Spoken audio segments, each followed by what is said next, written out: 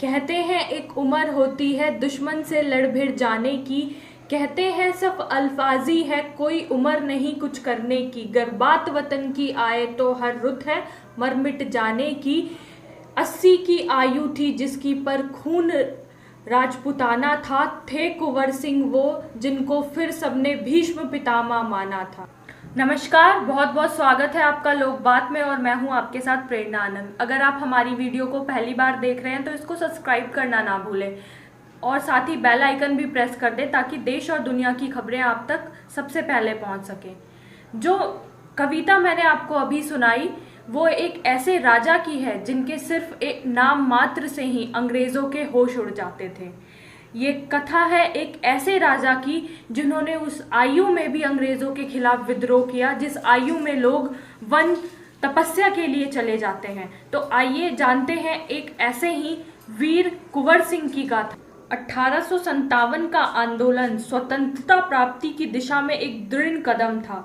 आगे चलकर जिस राष्ट्रीय एकता और आंदोलन की नींव पड़ी उसकी आधार भूमि को निर्मित करने का काम 1857 के आंदोलन ने किया। 1857 के आंदोलन में वीर कुंवर सिंह का नाम कई दृष्टियों से उल्लेखनीय है। कुंवर सिंह जैसे वयोवृद्ध व्यक्ति ने ब्रिटिश शासन के खिलाफ बहादुरी के साथ युद्ध किया। कुंवर सिंह के बचपन की अधिक जानकारी नहीं मिलती, लेकिन कुंवर सिंह का जन्म बिहार के जगदीशपुर में सन 1782 में हुआ।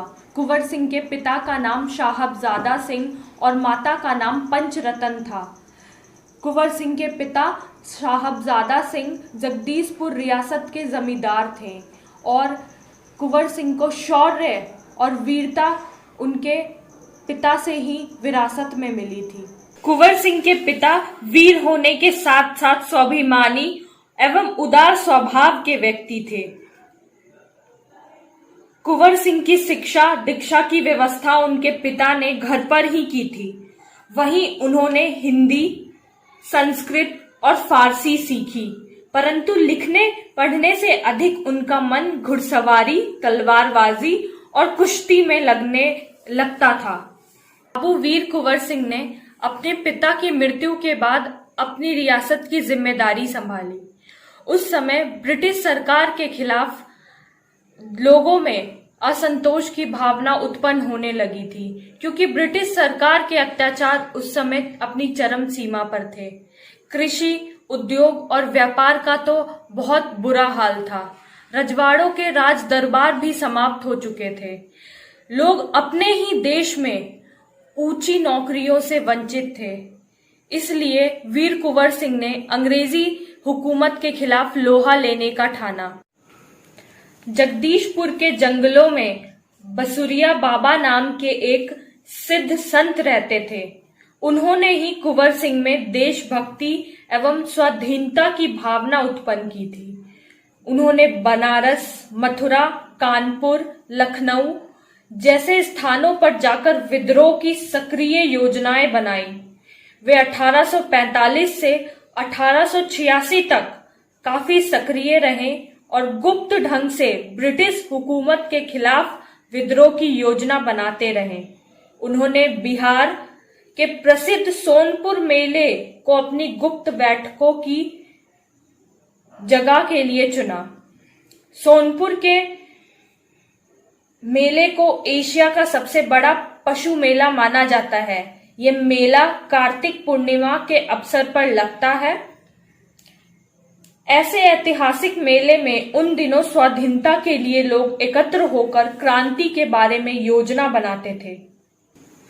25 जुलाई 1857 में दानापुर की सैनिक टुकड़ी ने विद्रोह कर दिया और सैनिक सोन नदी पार करके आरा की ओर चल पड़े। इस मुक्ति वाहिनी के सभी बागी सैनिकों ने कुंवर सिंह का जयघोष करते हुए आरा पहुंचकर जेल की सलाखें तोड़ दी और कैदियों को आजाद कर दिया। 27 जुलाई 1857 को कुंवर सिंह ने आरा पर विजय प्राप्त की। सिपाहियों ने उन्हें फौजी सलामी दी।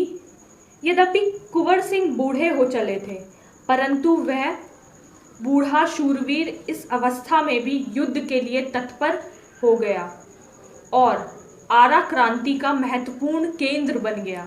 दानापुर और आरा के इस विद्रोह की आग पूरे बिहार में फैल गई, परंतु देसी सैनिकों में अनुशासन की कमी और स्थानीय जमींदारों का अंग्रेजी शासन के प्रति सहयोग, साथ ही आधुनिकतम शस्त्रों की कमी के कारण जगदीशपुर पर अंग्रेजों के शासन को ज्यादा दिन तक रोका ना जा सका और 13 अगस्त को जगदीशपुर में कुंवर सिंह की सेना अंग्रेजों से परास्त हो गई, किंतु इससे वीर कुंवर सिंह का आत्मबल टूटा नहीं और वे भावी संग्राम की योजना बनाने में तत्पर हो गए। वे क्रांति के अन्य संचालकों नेताओं से मिलकर इस आजादी की लड़ाई को आगे बढ़ाना चाहते थे। कुंवर सिंह सासाराम से मिर्जापुर होते हुए रीवा, कालपी, कानपुर एवं लखनऊ तक गए। लखनऊ में शांति नहीं थी, इसलिए कुंवर सिंह ने आजमगढ़ की ओर प्रस्थान किया। उन्होंने आजादी की इस आग को बराबर जलाए रखा। उनकी वीरता की कीर्ति पूरे उत्तर भारत में फैल गई। कुंवर सिंह की इस विजय यात्रा से अंग्रेजों के होश उड़ गए। कई स्थानों के सैनिक और राजा कुंवर सिंह की अधीनता में लड़े। उनकी यह आजादी की यात्रा आगे बढ़ती रही, लोग शामिल होते गए और उनकी अगुवाई में लड़ते रहे। इस प्रकार ग्वालियर, जबलपुर के सैनिकों के सहयोग से सफल सैन्य रणनीति का प्रदर्शन करते हुए वे लखनऊ पहुंचे। आजमगढ़ की ओर जाने का उनका उद्देश्य था इलाहाबाद एवं बनारस पर आक्रमण कर शत्रुओं को पराजित करना और जगदीशपुर पर अधिकार करना। अंग्रेजों और कुंवर सिंह की सेना के बीच घमासान युद्ध हुआ। उन्होंने 22 मार्च 1858 को आजमगढ़ पर कब्जा कर लिया। अंग्रेजों ने दोबारा आजमगढ़ पर आक्रमण किया।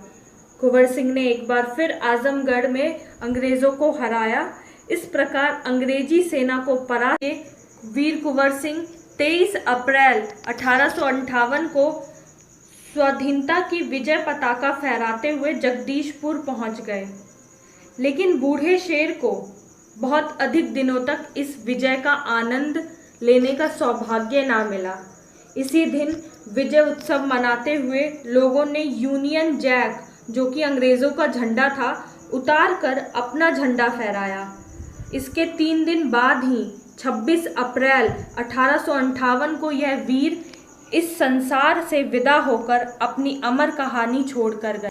तो ये कथा थी एक ऐसे ही वीर की जिसने वृद्धावस्था में भी अंग्रेज़ों के खिलाफ विद्रोह किया। उनका नाम इतिहास में रानी लक्ष्मीबाई, तात्या तोपे जैसे वीर योद्धाओं के साथ लिया जाता है। तो ऐसी ही कहानियों के लिए और खबरों के लिए जुड़े रहिए आप लोग बात के साथ। घर में रहिए, सुरक्षित रहिए।